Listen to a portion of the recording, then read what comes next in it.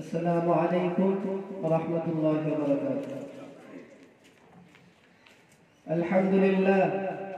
الحمد لله الذي أرسل رسوله بالهدى ودين الحق ليظهره على الدين كله ولو كره الكافرون.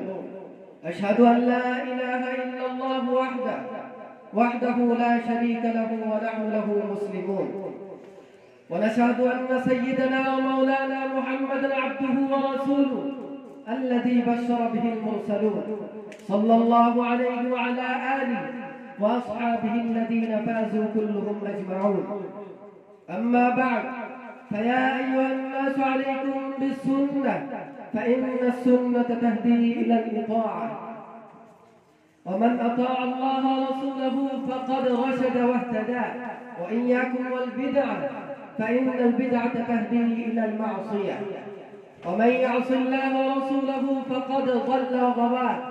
واعلموا أن رسول الله صلى الله عليه وسلم قال: أما بعد، فإن خير الحديث كتاب الله، وخير الهدي هدي محمد صلى الله عليه وسلم، وشر الأمور محدثاتها، وكل بدعة ضلالة.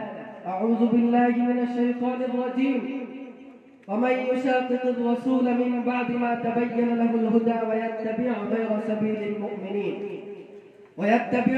سبيل المؤمنين نوله ما تولى ونصله جهنم وساءت مصيرا.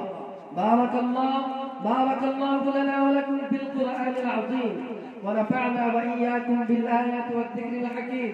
إنه تعالى جواد كريم ملك بر رؤوف رحيم.